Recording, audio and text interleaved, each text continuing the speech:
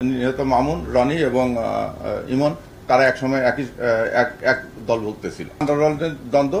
আন্ডারগ্রাউন্ডের দ্বন্দ্ব নিয়ে এটা হয়েছে। ন্যাশনাল মেডিকেল কলেজের সামনে প্রকাশ্য দিবালোকে সন্ত্রাসী ক্ষতি আমাদের একজন তারিক সাইদ মামুন গুরুতর জখমপ্রাপ্ত হন। তাকে ওখান থেকে প্রথমে ন্যাশনাল মেডিকেল কলেজ হাসপাতালে জরুরি বিভাগে নিয়ে যাওয়া হয়। সেখান থেকে ঢাকা মেডিকেলে নিয়ে গেলে ডাক্তাররা তাকে মৃত ঘোষণা করে। প্রকাশ্য দিবালোকে দুর্বৃত্ত কর্তৃক গুলি করে হত্যায় দেশব্যাপী চাঞ্চল্যের সৃষ্টি হয়। তখন ঊর্ধ্বতন কর্তৃপক্ষের নির্দেশে ঢাকা মহানগর গোয়েন্দা বিভাগ ছায়া তদন্ত শুরু করে। ঘটনাস্থলের আশেপাশে সিসি ফুটেজ সংগ্রহ এবং বিশদ পর্যালোচনা করা হয়।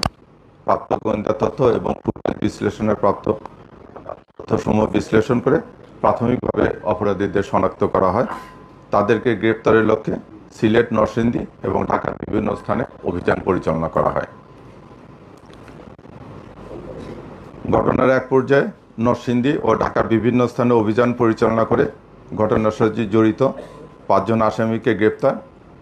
ঘটনায় ব্যবহৃত সরবরাহকৃত অর্থ, ঘটনায় ব্যবহৃত মোটরসাইকেল, 2টি পিস্তল, তারপরে আপনার অস্ত্রগুলি উদ্ধার করা হয়।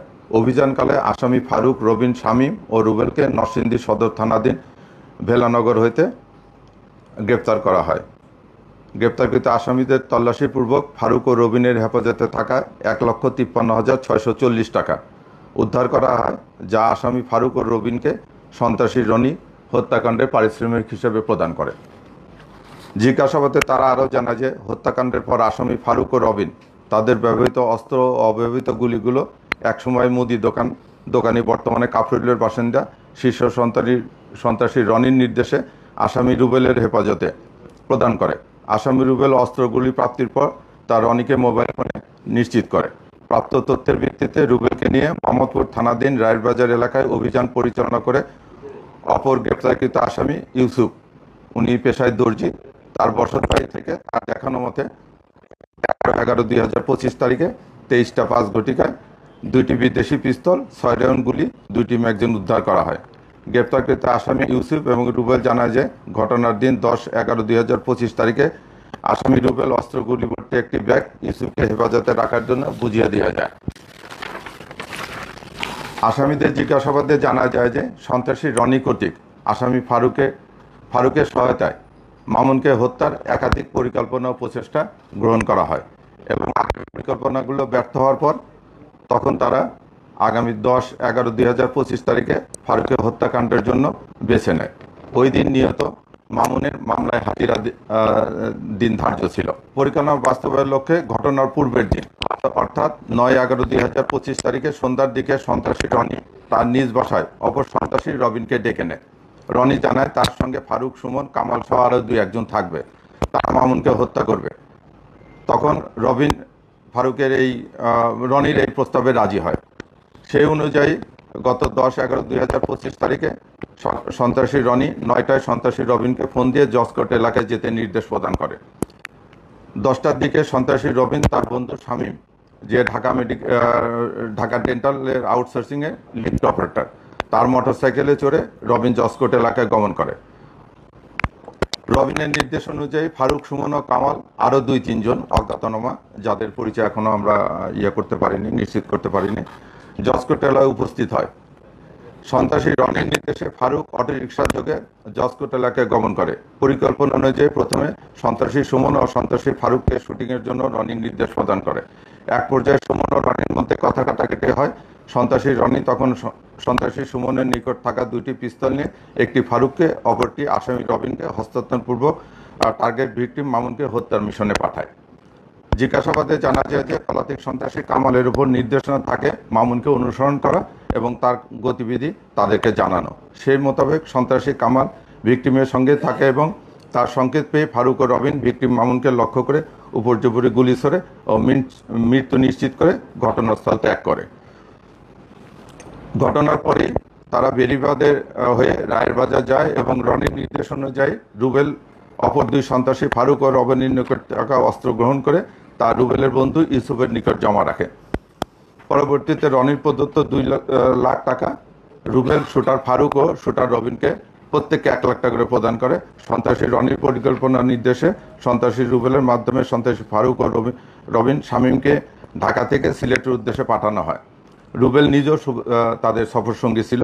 ঘটনার পরপরই সন্ত্রাসী রনি আসামি ফারুক, রুবেল ও শামীমের ব্যবহৃত মোবাইলগুলো তাৎক্ষণিকভাবে নিয়ে নেয়, যেন আইন শৃঙ্খলা বাহিনী তাদেরকে ফলো না করতে পারে বা এটা নিয়ে কোনো কাজ না করতে পারে। সিলেটে গমনের পর রবিন ও রুবেলের প্রচেষ্টায় ভারতে প্রবেশের চেষ্টা করে। সেখানে ভারতে প্রবেশে কোনো সুযোগ সুবিধা না পেয়ে তারা সেখান থেকে সিদ্ধান্ত নেয় যে তারা সাতক্ষীরা সীমান্ত হয়ে তাদের এক পরিচিত লোকের মাধ্যমে তারা ভারত গমন করে। তারা ফেরার পথে সিলেট থেকে রওনা হওয়ার পথে আমরা তাদেরকে নরসিংদী থেকে গ্রেপ্তার করা হয় একটি বাস থেকে। আপনারা জানেন যে ছবি দেখা গেছে, ক্যাপ পরা যে ছবি সেটা হচ্ছে রবিন, আর চুল বড় বড়ওয়ালা যে ছেলেটা সেটা হচ্ছে ফারুক, যার একটা টাইটেল আছে যে কুত্তা ফারুক নামে তাকে আন্ডারওয়ার্ল্ডের সবাই চিনে। এই ছিল আমাদের উদ্ধার কাজ। এইরকম একটা চাঞ্চল্যকর ঘটনার আমরা মোটামুটি 26 ঘন্টার ভিতরে আমরা সন্ত্রাসীদেরকে চিহ্নিত করতে পারছি এবং তাদেরকে 32 ঘন্টায় আমরা হেফাজতে নিয়ে, আপনারা জানেন যে এই 48 ঘন্টার আগে আমরা এই রসের উদ্ঘাটন করেছি। রনি এক সময় ছিল মুদির দোকানদার ছিল। মুদির দোকানদার থেকে সে এখন একটা সন্ত্রাসী সংগঠনের নেতা হয়ে গেছে। তাদের সঙ্গে আপনি যে কথাটা বলছেন যে শীর্ষ সন্ত্রাসী ইমনে এক সময় রনি এবং মামুন তারা সব একই গ্রুপে ছিল, এটা আমরা প্রাথমিকভাবে জানছি। এখন আমরা তাদেরকে ধরে নিয়ে এসেছি, এটা আন্ডার ইনভেস্টিগেশন। যদি কেউ শীর্ষ সন্ত্রাসী এরকম আরো কেউ যদি জড়িত থাকে সেটা আমরা তদন্তের মাধ্যমে অবশ্যই নিয়ে আসবো। এখন রনিকে গ্রেপ্তার না করা পর্যন্ত এই জিনিসটা আমরা রনিকে, আপনারা জানেন যে রনিকে আমরা গ্রেপ্তার, এটা আন্ডারওয়ার্ল্ডের দ্বন্দ্ব। প্রাথমিকভাবে যেটা বলা যাচ্ছে যে আন্ডারওয়ার্ল্ডের দ্বন্দ্ব নিয়ে এটা হয়েছে, কারণ এরা তিনজনই একসঙ্গে ছিল। প্রাথমিকভাবে আমরা এটা নিশ্চিত হয়ে গেছি যে নিহত মামুন, রনি এবং ইমন তারা একসময় এক দলভুক্ত ছিল। আমরা যেটা বলতেছি প্রাথমিকভাবে হত্যাকাণ্ডটা আমরা জানতে পারছি। হত্যাকাণ্ডের নেপথ্যে যে এটা সেটা আমরা রনিকে অ্যারেস্ট করলে এই জিনিসটা আমরা আরো ক্লিয়ার হতে পারবো। আমরা চেষ্টা করতেছি রনিকে অ্যারেস্ট করার জন্য। 2 লক্ষ টাকা 2 লক্ষ টাকা হয়েছে এবং 2 লক্ষ টাকা পে করছে। তার ভিতর থেকে 1,53,000 সামথিং টাকা আমরা উদ্ধার করেছি তাদের নিকট থেকে। আমাদের গোয়েন্দা তৎপরতা অব্যাহত আছে। আমরা সবাইকে তাদের অবস্থান এবং তাদের কার্যকলাপ সম্বন্ধে মনিটর করতেছি এবং তাদের বিষয়ে আমরা খোঁজখবর রাখতেছি। আমরা এগুলো ভিডিও আপনি যেটা বললেন এটাও আমরা পাইছি। আমরা বললাম তো যে আমরা এই গোয়েন্দা তৎপরতা অব্যাহত রেখেছি। কেউ যদি কোনো নাশকতা বা আইন শৃঙ্খলা বিঘ্ন করার জন্য কোনো কর্মকাণ্ড করে অবশ্যই আমরা তাদেরকে আইনের আওতায় নিয়ে আসবো এবং তাদেরকে কঠোরভাবে দমন করবো। না, এখন পর্যন্ত আমরা এরকম কোনো পাইনি। আমরা তো কেবল গ্রেপ্তার করলাম। আমরা এখন তাদের বিরুদ্ধে, আপনারা জানেন যে হত্যা মামলাটা হয়নি, আমরা অস্ত্র মামলা করেছি। আমরা মামলা রিমান্ডে নিয়ে এসে ব্যাপক জিজ্ঞাসাবাদে আমরা তো অবশ্যই এটার একটা এটা নাশকতার অন্য কারেকশনের তো সে তো হ্যাঁ সে সাংগঠনিক সম্পাদক এবং ভারপ্রাপ্ত সম্পাদক দীর্ঘদিন যাবৎ। এটা আমরা এই যে নাশকতা সম্প্রতিকালে যে নাশকতার ঘটনা হচ্ছে সেই নাশকতার ঘটনা তাকে এটা করে। আতঙ্কিত হওয়ার কিছু নাই।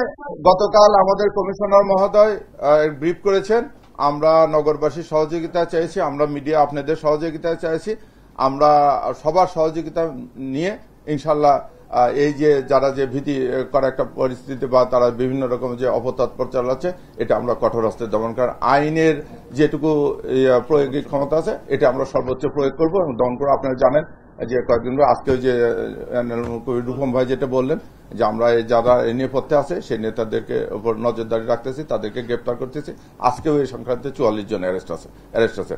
ইনশাল্লাহ আমাদের তৎপরতা সবাই থাকবে। আমরা নগরবাসী আপনারা সবাই মিলে ইনশাল্লাহ এই অপতৎপরতা রোধ করবো।